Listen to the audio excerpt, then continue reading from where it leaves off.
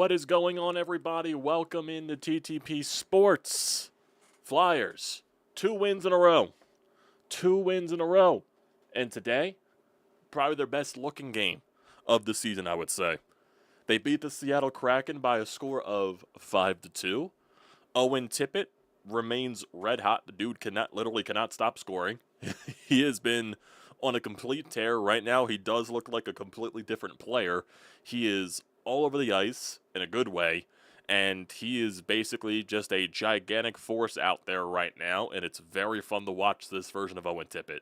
Very fun to watch. Tyson Foerster, he also gets 2 goals in this game, both of them coming on the power play, which is also very nice to see. Love me when a Tyson Foerster goes off because he is also a great stud. What else? Cam York, he has 3 points in this game. I thought this was the best game combined for a guy like a Matvei Michkov and a Travis Konechny. Travis Konechny also gets on the board for the first time this year off of a great, play between him, Matvei Michkov, and Yegor Zamula, out of all fucking people. Michkov enters the zone, finds a trailing Yegor Zamula who goes around the left side and then finds backdoor Konechny, who just buries it into a wide open net to extend the Flyers' lead in that second period. And overall, it was, like I said, this was their best, I would say, 60-minute effort of the season, which is very nice to see. Dan Vladar got his second start in a row, the first time Rick Tocchet has done that with any of these goaltenders, and Dan Vladar looked good once again. Probably his only mistake was that first goal that he let up, which was him making a bad decision with the puck behind net. It ended up going back to Seattle. They, ring it around a couple of times, shot from the point, probably goes off one of the Flyers, or Vladar gets a piece of it, and it ends up in the back of the net. That was probably Vladar's only mistake of the night. Other than that, he was very sharp. Once again, very solid. Put this team in a good position to win the game. And like I said, overall, this was their best performance of the season throughout an entire 60 minutes. So hopefully this is a good sign of things to come for this team. And yeah, that's just it. Michkov looked really good tonight. Like I said, this is his best overall game today. It looked like his eyes were there. He was taking risks. He was making passes that he usually would make. And it looks like he's just getting into that flow of the game. Same thing with Konechny, and Rick Tocchet did shake up the lines a little bit tonight. Switching out Konechny and Michkov together. He put Tippett up there on the first line with Coots and Konechny just to keep the hot hand going with Tippett, and then he paired Matvei Michkov with Trevor Zegras, which was something that they were doing in the preseason, which worked out very well. So it was him, Zegras, and Dvorak, and that line looked pretty sharp as well. Trevor Zegras also gets another point. I believe he has 5 points in the first 6 games in a Flyers uniform, and I believe they're all assists. So the goal will eventually come, but it's nice to see the impact of the playmaking that Trevor Zegras can provide there as well. So that's also very nice to see from that aspect. And overall, just a pretty good game. Just a very entertaining game. And yeah, let's just see how much this thing rolls together. So, great stuff. Great stuff, basically. So if we just look through the process of today's game, the Flyers do go down early in the game. That was on the mistake by Dan Vladar behind the net, making a bad decision with the puck. Ends up going in the back of your net. But basically, you kind of get repaid because Joey the Cord for Seattle basically did the same exact thing on the other side for Seattle and turned the puck over to the Flyers. And then Owen Tippett eventually just puts one into the back of the net where Nick Seeler took a shot where the net was wide open. The Cord was trying to flop back to get into the crease. And then Tippett just tipped it in to the open net to tie the game up. And then, there were situations where, the Flyers, before they got a power play, they had a really good chance, before Seattle could even touch the puck. The power play had its good and its bad moments today. There were a lot of... It was on the Tyson Foerster goal because that power play was very disastrous because they really couldn't do anything. They were turning the puck over a lot. And then they just got one break to go their way. You got Tyson Foerster on a pass from Bobby Brink in the slot, and then he just fucking roofed it. That was a pure fucking snipe by Tyson Foerster. That was sick. That was nasty. So that's his second goal of the season. Tippett had his 4th. And then you get the goal in the early stages of the second period off that nice, give and go from Michkov Zamula to Travis Konechny, who's wide open backdoor, basically, for him to basically just tap it in to get his first goal of the season puts you up 3-1. Then you get that goal on the power play by Tyson Foerster, a shot from the point by Cam York. Originally, it was credited to Noah Cates, and then they eventually credited to Tyson Foerster because both of those guys were net front, and you really couldn't tell who tipped it in. So I guess they originally thought it was Noah Cates. Then it got changed to Tyson Foerster on the replays and all that stuff. So you go up 4-1.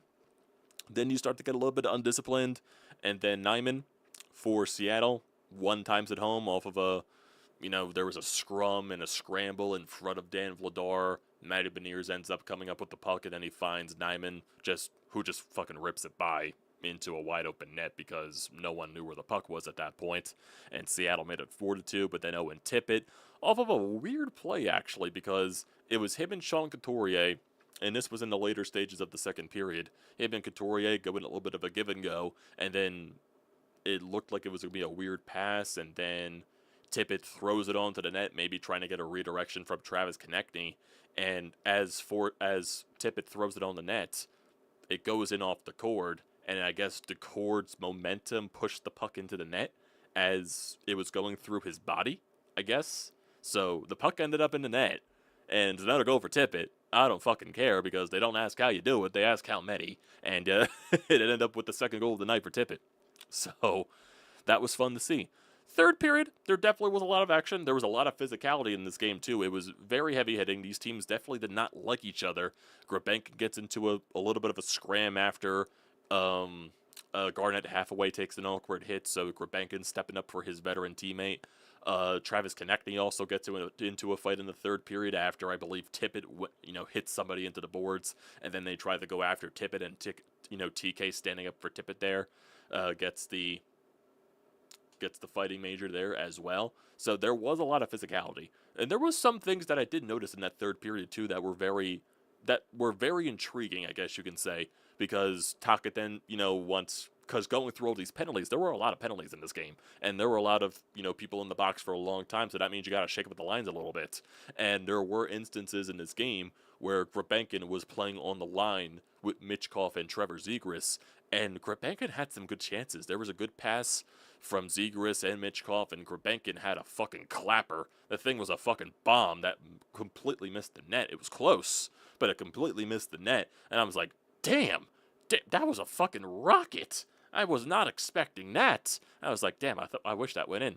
So Grabenkin had some good chances. He also had some good passes, I believe, one to Sean Couturier as well, where Coots got a nice shot on net there for the Flyers. And so Grabenkin definitely showcasing some nice moments. Like, Grabenkin is a very fun player to watch. I think he'll eventually move up in the lineup to where he can eventually start generating more opportunities. And I think and we've seen Grabenkin paired up with someone like Matvei Michkov before in the preseason, and there definitely was some chemistry there. So I wonder if that's something that Taka does try out more as the season goes along, because it looked like there was just a natural flow with those guys, just like there's a natural flow with Michkov and Zegras, like it worked in the preseason. So this definitely was something that worked, and I liked that Taka tried something different instead of forcing Michkov up there with Travis Konechny, where something completely wasn't working right there. You switch those guys up, something works, those guys look a lot better, and we'll see where it goes. But I definitely do like what I saw just overall from this game tonight. It was a very good game, basically their best of the season, and Dan Vladar continues to look good. Dan Vladar continues to look good. That's basically all you can ask for, because no one expected this. No one expected Dan Vladar to look as good as he has been so far in the so many games that he has played so far at the start this year. It's definitely crazy. So he faced 23 shots. He made 21 saves. That's a .913 save percentage right there. And I believe if you just look at the stats entirely, just from Dan Vladar and just NHL goaltending stats, he's definitely up there. He's third in the, granted, this is a very small sample size. The Flyers have only played, he's only played in 4 games. He's 3-1. He has a .929 save percentage, which ranks, let's see, it ranks 7th in the, wait, let me see something. Is this right? Is this right here? Because it had Vladar originally, and then it went away. It's weird. So let's see, like wins with save percentage or something like that. That was weird. That was weird the way the thing went up there. So there we go. Dan Vladar. He has a 929 save percentage, which ranks it ranks 7th in the National Hockey League for some reason. I don't know why Frederick Anderson is 4th. Okay, for some reason it's like going by wins, which doesn't make sense. There we go. There we go. By save percentage.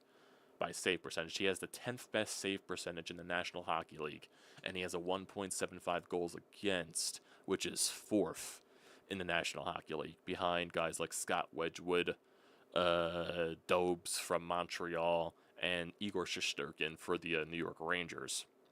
And for the save percentage-wise, Cam Talbot's higher than him, Charlie Lindgren, Jake Allen, Spencer Knight, Scott Wedgwood, David Riddick, Dobes from Montreal, Eric Comrie from Winnipeg, and then Igor Shesterkin. Some of these guys are very small sample sizes, obviously. I probably should have edited it to make it look like, you know,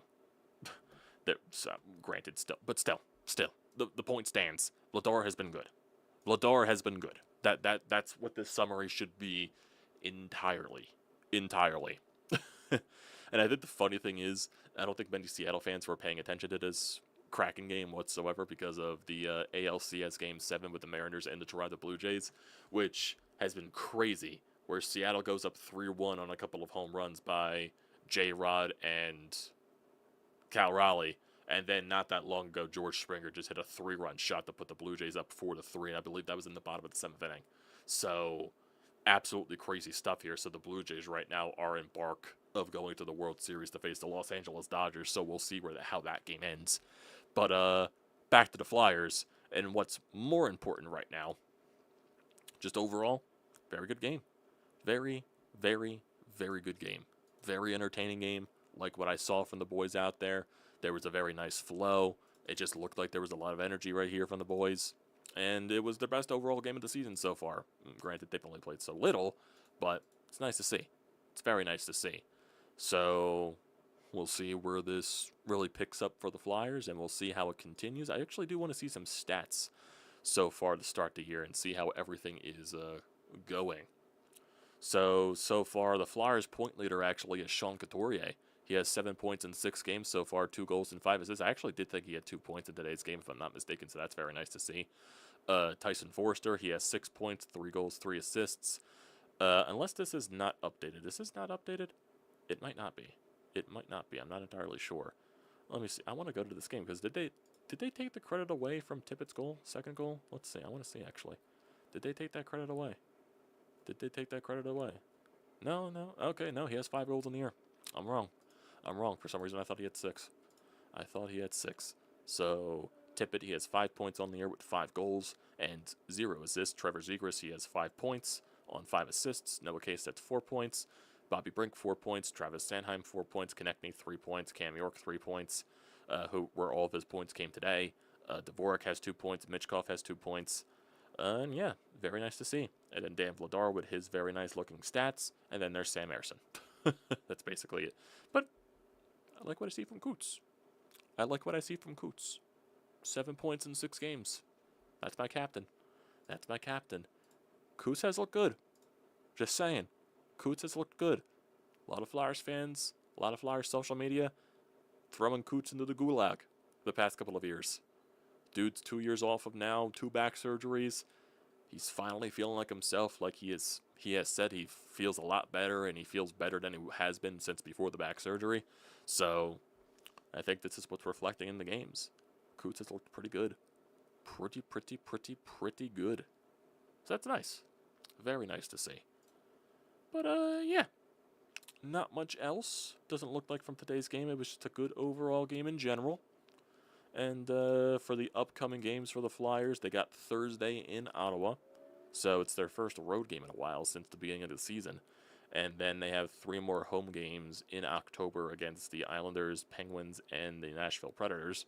And then you get into that month of November, blah, blah, blah, blah, blah. Then they eventually start to play a lot more road games. It was a very heavy home month for the Flyers. They played 1, 2, 3, 4, 5, 6, 7 home games.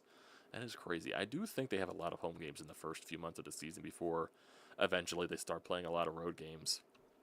Yeah, they got a lot of road games in January, and then February you got the 2-week break for the Olympics and all that stuff. I completely forgot about the Olympics being this year, so you get that 2-week break in there, so the end of the season is just going to be, like, crammed with a lot of shit. So, and we'll see where it takes us. We'll see where it takes us. But overall, this was a good step in the right direction for this team, and we'll just see where it goes. We'll just see where it goes. See some guys right here, a couple of comments. Let's see. Tippett remains on fire from Franco, and also a really physical game. And then Tyler, this was a much desired fun hockey game, scores galore. Oh yeah, this was definitely so far their best overall effort of the season. Hopefully they could just build off of this and just see where it takes them. So, I think we don't have any voicemails here on the Anytime Hotline. This is more of a shorter recap than not. I got to do work after this, obviously. So, what else is new? But want to get this recap out here for you guys, and just so you have it. So, appreciate y'all for tuning in, as usual. So don't forget to leave a comment in the comment section down below. Don't forget to drop a like. Don't forget to hit that subscribe button. It does me a great deal of service. You can also use the code TTPSPORTS, $20 off your first purchase at SEATGEEK. Great deal. Don't pass it up. So, see how the Fly guys move on. They got Thursday in Ottawa. We'll see where that goes. We'll have a recap after that, and we'll move. So, appreciate you guys for tuning in. I'll see you next time.